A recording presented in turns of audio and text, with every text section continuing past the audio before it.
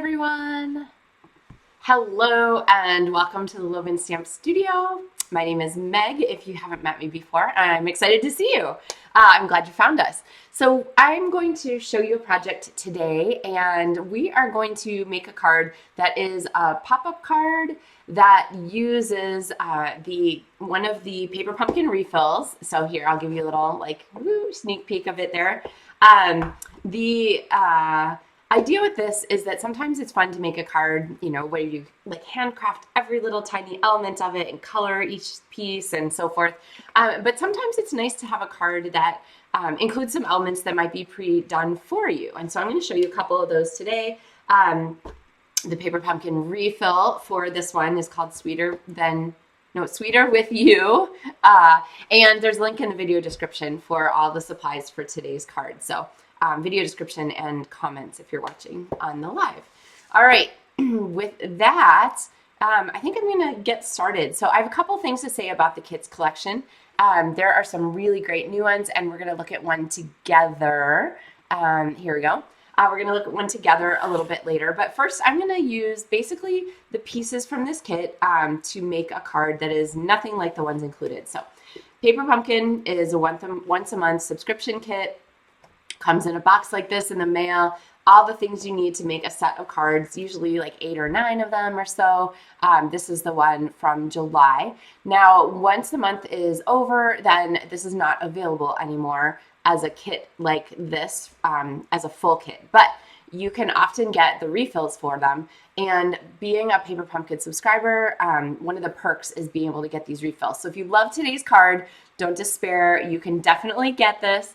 The refill's available right now, and it's even on the In Color special because it includes some In Color features too. So very fun. So you'd have to subscribe to Paper Pumpkin, even if you just do it for a month or something like that. You could always cancel if you don't want. And then maybe if we can remember together, I can show you one of the sneak peeks of the next Paper Pumpkin that's coming in September. So more about that. All right. Hi, Nikki and Lori, Sue, Betty, Tanya. Yay. Good. Happy pre-Friday, everybody. So we're going to go ahead and we're going to take a look at this kit really quickly here. There are a bunch, 8 of them, card bases. Come like this. They're white on one side, scored, and ready to go on the other side. But that doesn't mean you have to use them as card bases. The original Paper Pumpkin included a stamp set. You don't get that as part of the refills, so I'm not going to talk about it too much. But then there are a number of other fun elements, some vellum layers, some punch outs. The ink comes as part of the original kit, but not the refill. And then there are these fun envelopes here with the little basket on top and all of these strawberry elements. So why don't we start out here with the front of our card. So I'm going to start here with a piece of garden green cardstock. Go ahead and fold this in half. And we are going to use one of these card bases. So I've gone ahead and cut this down here into 4 by 5 1/4, which gives us a perfect size mat. So each one of these card bases can be 2 card fronts. So that gives you a lot of options. And let's go ahead and put our glue on the back. Oh my goodness, I think I'm going to sneeze. Maybe not. Sorry. If I lose my voice today, well, we'll see what happens. Anyway, we're going to go ahead and pop this on here. It's like 'tis the season around here, I think. Everybody's like, oh, the allergy stuff is crazy. So I'm not really crying. I mean, it could be happiness at seeing you all, but anyway, we're going to go ahead and layer another piece of a card front on here. And then let's look here at some of the elements we have from our papers. So there are these really big strawberry die cuts. Those are pretty. There are some of these smaller ones. Let's go ahead and snag a couple of these for the inside of our card. I don't know how many. And then there are, let's see, these large strawberries here, which make for great label pieces. So a lot of times I'll look at the samples here, even if I'm making something totally different, and look and see like that they use this with a stamped image to make a greeting tag. So I think we can do that. And I kind of like how they put this, maybe you can't see very well, but they put this striped background on here. So let's find a piece that's this, a little punch out. So we can kind of put that in there like that. And yeah, okay. So, and then maybe we'll like embellish it with a little floral. Now, if it's making you a little bit stressed to look at this and be like, Meg, but what if you run out of pieces before you finish your project? Take a deep breath. My recommendation when I open one of these kits is to go ahead and take the kits, and I like divide them out among the 8 cards. So then I know like how many pieces approximately I have for each one. And we can talk about that with the next kit that I'm going to show you. Okay, Betty said, can you talk at some point about how to use the printout of the stamped images? Oh, I stuck my stamps to it. Yeah, okay. So in your paper pumpkin kit, when it comes, you're going to get the artwork on a piece of paper. I actually, this brings up a whole nother thing. I actually take these when I'm done with my paper pumpkin, and I have been sliding them into a big stamp case of the kind we have now. But you might have heard the news that Stampin' Up! Is changing up over the next catalog and then into 2026. Stampin' Up! Is going to change a little bit about how they package their stamps. And it is going to cut down on the amount of space needed to package things. I know some people are kind of excited about this and some people are kind of not excited, but what Stampin' Up! Has decided is that they are going to get away from the red rubber stamps. So this one isn't even red rubber, but away from red rubber because the components for those stamps are just not, they're not available anymore. And so Stampin' Up! Has a really great history of making amazing photopolymer stamps. And so they're going to stick with the great photopolymer that they've been having for the last many, many years. And all of the stamps are going to be photopolymer, which means you can see through all of them to see what you're stamping. Now, the other thing, because there won't be red rubber, we needed these giant cases here to protect the red rubber so that the rubber and the foam didn't get compressed. But photopolymer has no such requirement. So instead of having these thick cases like this that have to go on a bookshelf, they're going to switch. And I don't have a sample of the ones here, but they're going to switch to the cases. Well, here's one. The cases that we use for our dies. And so these are going to have the designs printed on them, and you'll be able to get, if you want to store things like these really easily, you'll be able to order these little envelopes and then be able to have all of your stamps and all of your dies in the same kind of packaging, which I'm totally for. I know there's some warning about the change away from red rubber, but I think that this will serve us pretty well going forward. And watch for more information about that. So to answer Betty's question, that was a long answer. The stamps here you want to keep with your plastic pieces front and back, and then you'll be able to pop these into an envelope. You could put them, my recommendation is put them someplace where you can easily like flip through and see kind of what they are. So then let's get back to our card front here. Instead of using the stamps for this one, because if you're just getting the refill, you won't have access to the stamps. You can use any stamps that you have on hand, or these are the Greetings for All Mix and Match ephemera. And I really like these for a lot of things. You can color them. This one was one that I'd colored here to coordinate with a pink card, and that's just done with blending brushes. Or you can leave them as they are. And I think I'm just going to leave this one here, and we're going to make this a happy birthday card. So, all right, let's pop some of these elements on here, and then we're going to get to the good stuff on the inside of our card, which is the fun pop-up that I've been promising. So put a couple dimensionals on here, and then our greeting, which I think I'm going to make flat. So I'll go ahead and put some glue directly on the end. Okay. Now, I made my stripes crooked and my strawberry crooked, but I'm making my greetings straight. And I just feel like that's a nice, it tends to like make our eyes happy that way. And then I'm going to go ahead and I'm going to put one of these flat, tap my glue down, So what happens when your glue is starting to get empty and you lay it sideways every time. Here, I'll set it up where it's belonging to be. And then I need like a little mini dimensional here. Super handy to pop that up there. Okay, so there's the front of our card really quick. So if you weren't even making a pop-up, the fancy stuff on the inside, you can see how quickly these kit elements come together to make something really fun and coordinated, okay? So don't be afraid to change up the way you're doing using those pieces. All right, now the inside of this card is where our pop-up is going to happen. You have a couple choices. You can take this card base here and you can go ahead and cut it as a square. So in that case, it would be 5.5 by 5.5. Or you can grab a piece of other designer series paper. And when I looked at this, I thought, I don't really have one super handy that's exactly the color I want. So I came back to my Irresistible Designs 12 by 12 specialty paper. And yay, thanks, Tanya. I'm glad you like it. These are 12 by 12 papers. These happen to be cut down because I was using them as part of a feature for Maker Club, actually. Why did I buy this? The Maker Club version.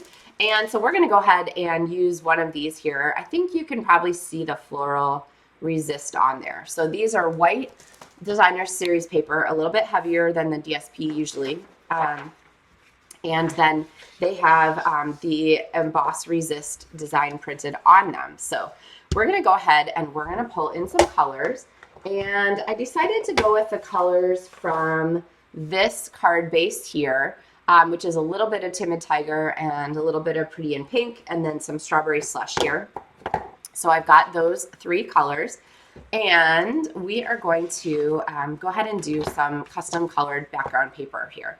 So I'm going to start with the lightest color first, and that is going to be Pretty in Pink. I'm going to kind of double check, make sure my blending brush is pretty clean. And then I'm going to just swirl around. I always tap off before I put it on my project so I don't get any surprise splotches. If you have a really well inked, I just inked my finger. If you have a really well inked pad, when you pick up ink, it can overwhelm your blending brush. And then if you tap it right on your paper to start, you're going to end up with more color than you maybe anticipated. Hi, Unica. Hi, Linda. All right, we're going to come back here. We're going to use the same blending brush. We're going to go a step darker with Strawberry Slush. And you can kind of see just a little bit different color here. It actually goes together really well with the Pretty in Pink, but you can see kind of the intensity difference. And so that is a fun contrast to kind of use different shades of pink as you go. We're going to work in some Timid Tiger here before we run out of space. Timid Tiger is my favorite new orange. It's part of the In Colors that came out within the new catalog. So it is part of the In Color special. And Timid Tiger is magic because it is an orange that can hold its own as a super strong orange, but it also works as a really great pastel tone, or really great subtles is the name of the family, the Stampin' Up family, but it fits both really well. So it can be sort of a pastel-y sherbet color, or it can be a really strong, bold orange, depending on what you pair it with. But either way, I'm just going to keep swirling on here until I get just sort of the fun ombre mottled, not really ombre, but a little bit of a ombre, I can't call it not ombre, a little bit of a mottled pattern here in different colors. So let's go ahead and close these up. And I'm going to show you the last thing you want to do with this resist paper. You want to make sure that those white lines come through really clearly. And so what I'm going to do is just grab a tissue and I'm going to burnish this to pull any ink off of those white lines so that they really, really pop, okay? You see how that worked there? So now we have that really great resist, and you can see how much ink came off there with our chance to clean this up a little. All right, now the pop-up part, okay? There's two easy steps to remember when you want to make this pop-up card. Yay! I'm glad you love the colors. Yeah, and so again, inspiration right here from the colors that Stampin' Up included in this kit, okay? So use what they've given you and pull some ideas and tweak them to make them your own. All right, two sets of folds that you're going to make to do this pop-up card. It's really easy. The first one you're going to do is you're going to make a plus sign fold, okay? So I'm going to fold from the top to the bottom, and I'm going to go ahead and use my trimmer to do this. And you could also go ahead and, with designer series paper that's a little lighter weight, I don't worry about it so much. I would go ahead and just, I just did this. Well, anyway, I would just go ahead and fold. But for the heavier weight paper, I'm going to go ahead and score. So the first two score lines make a plus sign, okay, like this and like this. And they're going to fold to the center here. So usually I would have scored the other side of the paper, but whatever, it'll work fine. With the heavier DSP, this heavier specialty paper, you get a little bit crisper folds there. So the last one is going to be a diagonal. Okay, so a plus sign and then one diagonal. So I'm lining up my tip here and my tip here. I'll close that up and go ahead and score my paper. And the diagonal is going to fold this direction with your desired feature pattern to the outside. Okay. All right, so if you can get this far, a plus sign, here we go, a plus sign, and then one diagonal, then you're in great shape to kind of make your pop-up here. So what I'm going to do is I've got the diagonals on the sides. I'm going to bring them into the center and then just sort of fold this down. So this is like a little origami shape. It's like those little like mouth catcher things. Hello, there's little like, I could put little eyes up here and it'd be like, hello, how are you? And whatever. Sorry, couldn't resist. But this is going to be the inside element of our simple pop-up card, okay? So let's go ahead and glue this down. You definitely want to use strong glue for this. Multi-purpose liquid glue is perfect. You can also use tear tape. I pretty much love the glue for this though because it gives you that extra moment to move stuff around. Bonnie says it's magic. It is. So what I mean by that is I'm going to go ahead and pop this in what I think looks like the center, and I'm going to close my card down on it. And then I'm just going to give this a little nudge to make sure that that's way up into the fold of the card there. All right, so good. And then I'm going to go ahead and pop this on. Now with tear tape or with Seal Plus, your card stock grabs right away. There's no moving it. So the nice thing about using multi-purpose liquid glue is that you have this ability to kind of nudge once you've set it down if you into. Inika says, I like the colors, they're beautiful, but I didn't get the in colors. I stick to the colors that last. I definitely understand that sentiment. The nice thing is that there are colors that are very close in a lot of our ongoing colors. So definitely you can sub for colors that you have on hand. Well, you guys know I stamp all the time, obviously, so I'm a huge fan of having access to some of these new colors. And there's a couple of them. Strawberry Slush is actually back. It was a color a number of years ago, and it's returned. Same with Pretty in Pink. Timid Tiger is definitely something new that we haven't had before. Super close to, so I'm really happy to have those. But the nice thing is that you can mix and match for whatever colors you have on hand. So same with cardstock and coordinating and all those things. So here are the ways that this pop-up fold works in the center. So now let's talk about decorating this because my friend Lindsay actually demonstrated a card similar to this when we did our Maker Club last month, and she had some really good tips. So I'm going to pass them on along to you. And we're going to go ahead and we're going to pop some circles on. Now, if you're wondering where these circles came from, one of the other perks of being a Paper Pumpkin subscriber is access to specialty die sets.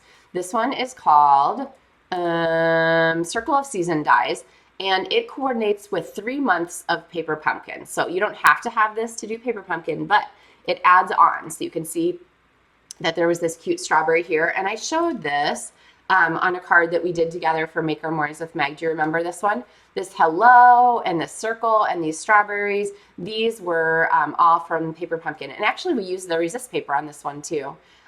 So a really fun way to put these dies to work. But these dies are from the this Circle of Season dies. And so we're going to go ahead and use them again. I've been finding myself using them all the time. And we're going to go ahead and pop them on here as like places that you could do some writing or add a little extra message. And I am losing my voice. Pardon. All right. And then we have these strawberries. Now, the strawberries are really fun to insert, but what you want to make sure is that you do not create an issue for yourself. I think there's some like pink ones in here and some more flowers. Let's see, here's some more flowers. I'll take some more of these. And I think there's some small pink ones too. Let's see, what else do we have in here?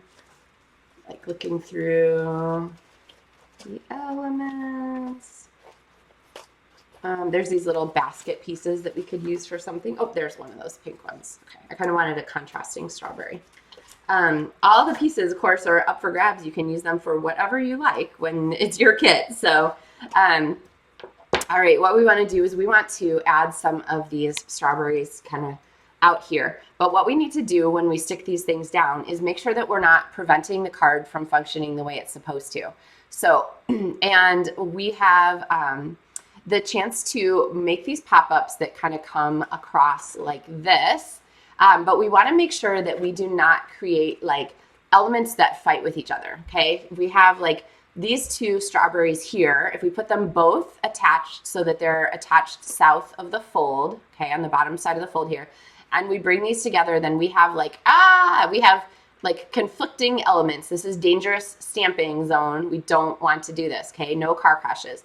So if we take this one and we flip it above the fold instead to anchor, then when we close our card, then our elements come together like this, no problem, okay?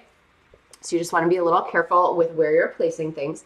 The other thing you want to do is you want to make sure you're placing them so that they stay inside the card so that nothing's like popping out from here where you won't be able to fit things in your envelope. Betty says the add-on kit here is the reason to get Paper Pumpkin alone. I kind of agree with you. I really love the add-on dies for the Paper Pumpkin. They have been excellent. All right, so let's go ahead and pop some dimensionals on. And you can overlap the edge of the fold here. You just can't adhere on both sides of that diagonal fold, okay? Because if you think about it, if you adhere on both sides, then your card won't shut, or you won't be able to shut it because you would be pushing on those fold lines. All right, so you kind of see what I mean? So no car crashes of elements were created in the way this card is folding together. All right, now we need a little bit more decoration on here. So we're gonna go ahead and we're gonna pop this one up here. I really love to do little collagey things in groups of 3. Okay, so we're gonna go ahead and we're gonna set this one up like that. And we're gonna put another little greeting strip across there so that we have a little greeting extra inside our card. And because I am putting all these extra elements inside our card, it's going to be a little looser to fold, but that means that I can use dimensionals with abandon. So I'm just going to go ahead and keep using them.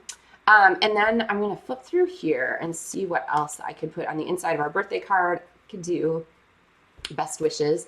That would be a good add-on. This is actually only half of the kit. The other half is used, but you do get a lot of pieces in these ephemera greeting kits. So let's go ahead and put this in here like so. There we go. So we have a little best wishes and then some strawberries here to kind of decorate up the inside. I feel like it needs a little bit more there. Now these I might go ahead and put flat so that we're not doing too much here. I'll just put some little dots of glue on. And there we go. So then we're not stacking dimensionals here and here with all of the paper pieces. So then there is the inside of our card, and no elements were harmed here in the creation of the placement on our pieces. Now, I have another version of this card. Here's another one, same front, except I used the stamp set here. And then on the inside, I went ahead and used that plaid paper here from the set, okay, and then stamped on the inside. So really pretty similar. But basically using that resist paper gives you the chance to make whatever custom colors you like to go along with your projects, okay? I'm glad you guys like this one. Yeah, it's a really, really easy card to make. So speaking of paper pumpkin and things fast forwarding, I have another version of this. The next paper pumpkin, if you were to subscribe as a new subscriber now, let me just double check this. Excuse me. Let's see. There we go. So the next paper pumpkin date, the magic paper pumpkin date is the 10th of the month. And yeah, I just want to make sure that that was what I thought, and it is. So coming back here. If you were to subscribe today to Paper Pumpkin, the first kit that you would get would bill on the 10th if you're going to get an ongoing payment subscription, 10th of September. And then your kit will come mid-September. And it's going to feature a new suite coming up from the new catalog called Autumn Squall. And I wasn't really paying attention to that, but I did make a card from the Autumn Squall suite, which is unreleased yet. So this is a sneak peek. But here is some of the designer series paper from that suite. And so some coordinating images and stuff. And then here is another square pop-out card that features some elements from that paper. So this kind of gives you an idea of what that suite will be. And so that paper pumpkin, I think, will be absolutely gorgeous too. Okay, Tanya says, good question. This is a really good question, Tanya. She said, what kind of extra postage do you get? Extra ounce, non-machinable? I have old ones from before the price increase I've been trying to use up so I can buy new priced ones. Okay, do you guys want to see my postage system? Let me grab this here and I will show you how I do postage.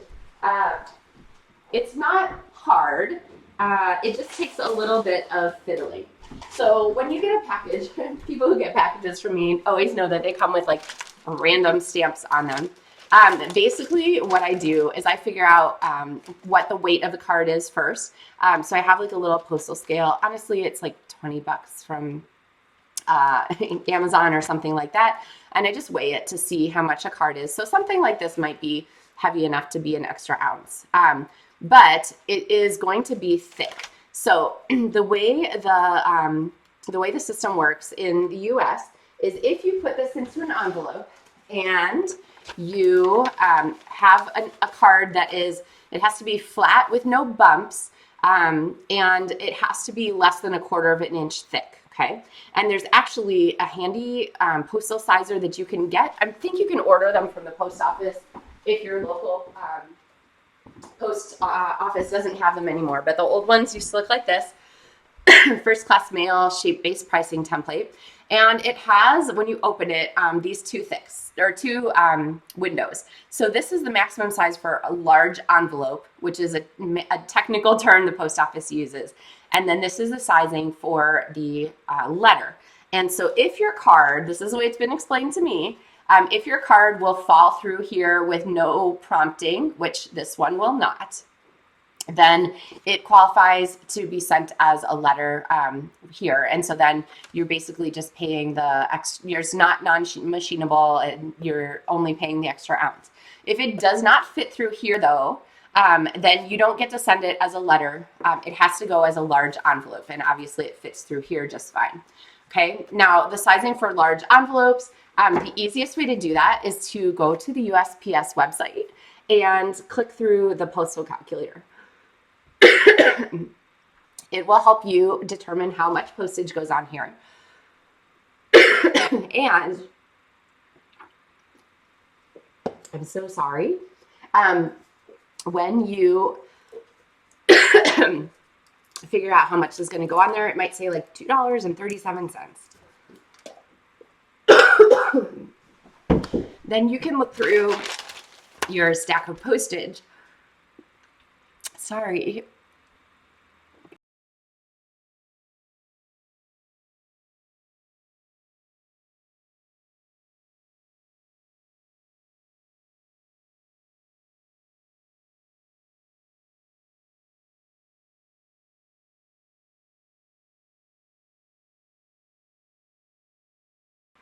Sorry, guys.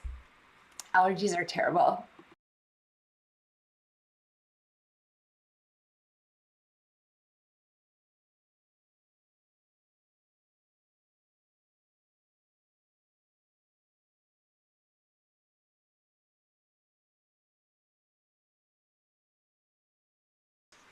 Okay, sorry, I'm back. um, anyway, I looked through my postage then and figured out how to make up the $2.36 that I need. And the nice thing about things like non-machinable stamps is that you get the whole value of this no matter when you bought it. So like this one was $1.19 when I bought it. It's $1.27 now. So this would count as $1.27 towards whatever postage you have going next. So, okay. So that was my little postage talk. Oh my goodness gracious. I hope it was helpful. If not, ask me questions and I will try to come back in the comments and answer them for you. But the easiest thing to have to get started with figuring out postage at home every time is to get the pricing template from the post office and to have like a little postal scale. So yay. Okay. You guys are so kind. I'm sorry about my coughing. Jeez. It's 'tis the season, right? I'm super thankful to have had very few colds in the last couple of years, actually. So knock on wood, that will go on forward. So, all right. So a couple of things for today. The kit collection here, paper pumpkin refills are available. This one is on sale because it's part of the in color sale too. There are other kit collections. Oh, this is one I wanted to show you. This one is one of the new kits. Oh my goodness. Kelly said she just had a card return and the sticker said no CDC number. I have no idea, Kelly. I'm sorry. Next time I go to my post office, I'll ask. Okay. So this is the Birthday Fancy Kit, and it is one of the newer kit collection kits. And so we're going to go ahead and pull this here and take a look at this. Oops, knocking over blocks. All right, I like it already. It has gold foil on it and a cute little stamp set with greetings. So we're going to open this one up. And if you were going to make today's pop-out card, this would be, I think, an excellent choice on a kit to select. So here are the cards with all of these cute little cakes on them. So basically this kit is a whole bunch of card bases, 1, 2, 3, 4, 5, 6, 8, 9, 12, and 12 envelopes with all these little like gold foil elements, plus $1.5 billion. Okay, it's not really $1 billion. You guys know what I'm talking about. Layering elements. So we have these little doilies. We have these fun cakes and little, oh, look at it. These are darling little bonbons, why can't I remember what those things are called? Macarons, more cake elements, more pieces here. Oh, that one's 2 of the same. And then some fun layering elements here too. And so you could see today's card. Oh, those are really pretty. The other thing I would consider doing is for something like this, I would stretch it by cutting it in half and like butting it up against the edge of your card like this so that it looks like it was only supposed to be that big.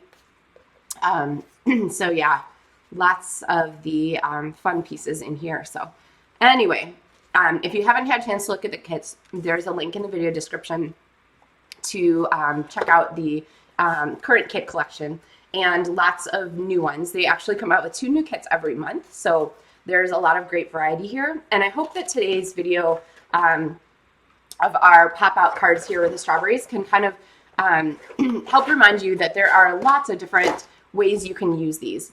You're definitely not having to use them exactly as they are right out of the box. So, all right, that definitely covers us for today.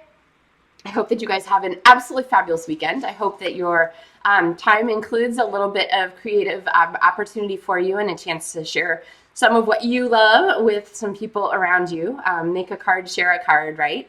And Yeah, happy pre-Friday, everyone. Happy Cake Day. All of the fun ways to say basically happy Friday, pre-Friday, for our Make Our Mornings with Meg week here. So thanks, guys. And I will be back on Tuesday with another video to share with you. And hopefully I'll be able to talk then. All right. Take care, everyone. Bye-bye.